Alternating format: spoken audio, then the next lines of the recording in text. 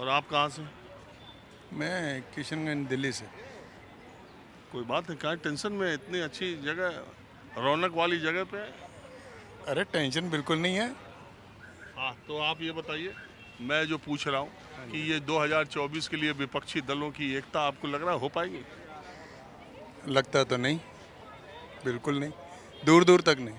अच्छा, आपको ये लगता है ये अडानी का मुद्दा उठा के विपक्ष सरकार को घेरने में कामयाब है, या महंगाई और बेरोजगारी, किसान, नौजवान के मुद्दे उठाती तो ज़्यादा?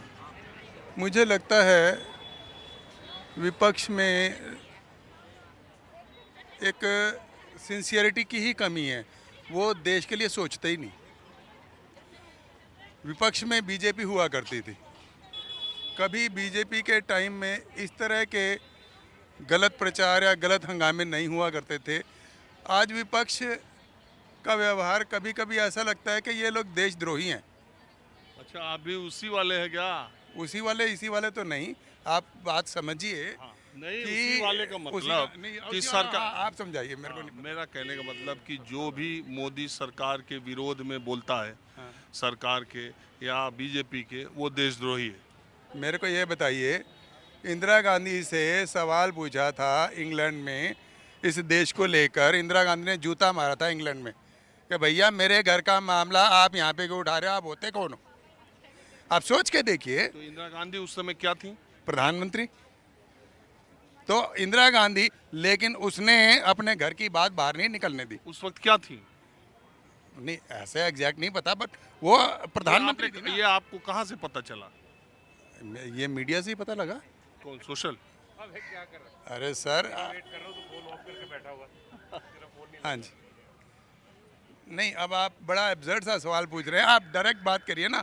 मेरे कहने का मैं ये कह रहा मतलब, मैं हूँ, आपको एक मिनट मुझे बोलने दीजिए। मैं मेरे मेरे मुझे पढ़े बोलने में तो मेरे दो। पढ़े में मेरे जानने में कोई ऐसा इंसिडेंट नहीं है जिसमें इंदिरा गांधी ने किसी को जूता कहीं मारा हो, जूता नहीं इसलिए मारा मैं। मतलब, मेरे कहने का तात्पर्य ये है, जूता मारा मतलब अगले को ये कह दिया कि भाई आप अपनी बात, को जूता लेके मारना थोड़ी होता है। हाँ, तो मैं आपको मैं ये कह रहा हूँ, एक बात और बता मतलब दूं। अगलों को रोक दिया कि भैया मेरे घर की बात आप अपने इधर मत उछालिए। मेरे घर में मेरे साथ क्या हुआ, अच्छा हुआ बुरा हुआ, वो मेरे घर की बात है। उसमें विपक्ष, और अब आप देखिए नरसिम्हा राव के वक्त में विपक्ष में थे अटल बिहारी वाजपेयी। तो उन्होंने देश के लिए कश्मीर मुद्दे को रिप्रेजेंट करने के लिए विपक्ष के नेता अटल बिहारी वाजपेयी को भेजा। ऐसा एक सौहार्द था विपक्ष में और सत्ता पक्ष में। ये आज हो सकता है? आज नहीं नजर आता। सरकार भेज सकती है विपक्ष के नेता को? ये मैं नहीं कह सकता। तो आप इसमें नरसिम्हा राव की ज्यादा तारीफ करेंगे या अटल जी की? मैं नरसिम्हा राव तक सारी कांग्रेस की तारीफ करूंगा। मतभेद हो सकते हैं, राजीव गांधी तक कांग्रेस बहुत अच्छी थी, बहुत अच्छी थी, या कमियां भी रही होंगी, लेकिन अच्छी थी, देशभक्त थी। आजकल गड़बड़ है किस वजह से? भाई, बहुत ही वजह क्या है? एक महसूस होती है, आपके सामने कोई बात करता है तो आपको महसूस नहीं होता। तो मैं महसूस होने की बात कर रहा हूँ ना। अच्छा, तो आप ये महसूस। बिल्कुल महसूस होता है भाई, दिखाने वाले आप ही हैं। न्यूज़ आप लोगों की देखते हैं, तो हम राय कहाँ से बनाएंगे? आप लोगों से ना। फिर आप लोग ही हमें जानकारी देते हैं अरे हमने सोशल कब मीडिया। कहा आपकी? हाँ, नहीं नहीं नहीं, वो पर्सनल बात थोड़ी है। हमें एक जनरल परसेप्शन जो बन रहा, मतलब जो नजर मीडिया से बन रहा, सोशल मीडिया से बन रहा, किससे बन रहा ये? आप एक पर्टिकुलर चीज़ को कैसे कहेंगे? एक मिक्स आदमी विचार जो बनते हैं। अब किसी किसी के बंदे के बारे में आप अगर कोई विचार मिलते हैं तो 2 मिनट में थोड़ी बन जाते हैं।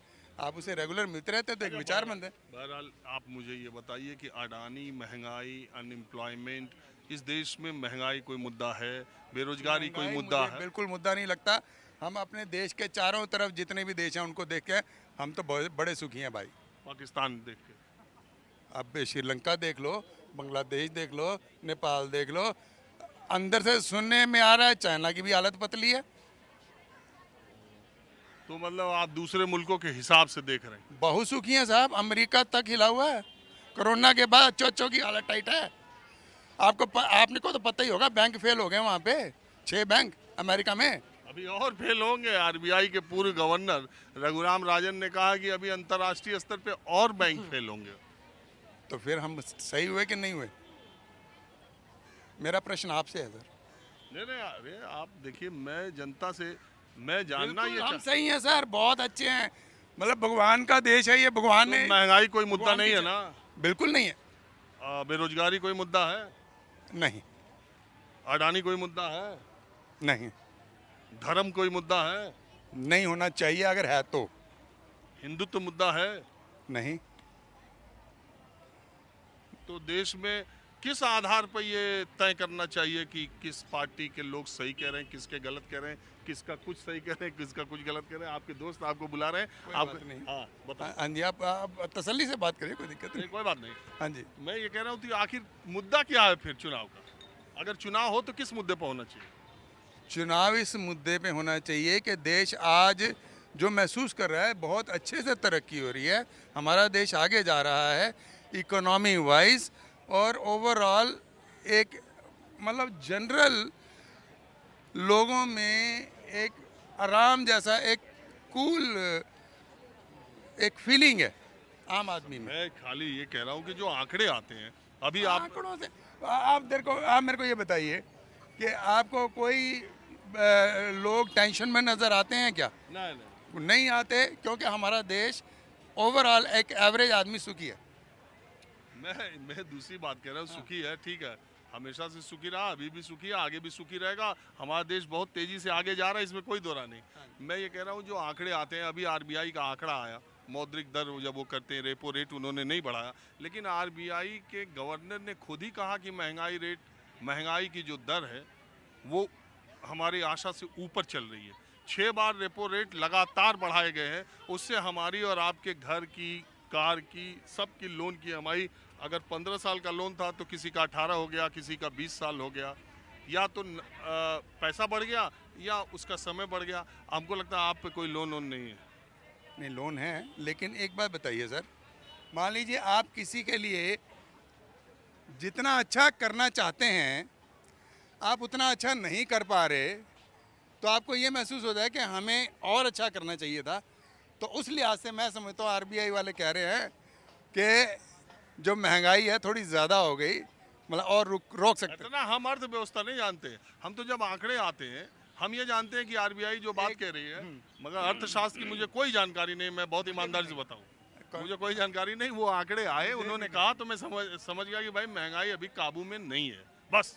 तो आप ये मानते हैं कि एक बात बताइए सर, महंगाई तो हमने आज 2000 छोड़िए, आप खुश हैं ना? नहीं नहीं नहीं, मुझे बोलने दीजिए, एक लाइन बोलूं। मैंने महंगाई देखी 2014 से पहले, 2010, 11, 12 में 10, 12, 15% महंगाई थी, रेट ऑफ इन्फ्लेशन था, ऐसे लगता है लूट हो रही है। 14 के पहले ना, हाँ तब उस इधर खुश है ना? हाँ बिल्कुल। वाह यार, हम तो कहते ही खुशी से बढ़ के क्या है फिर।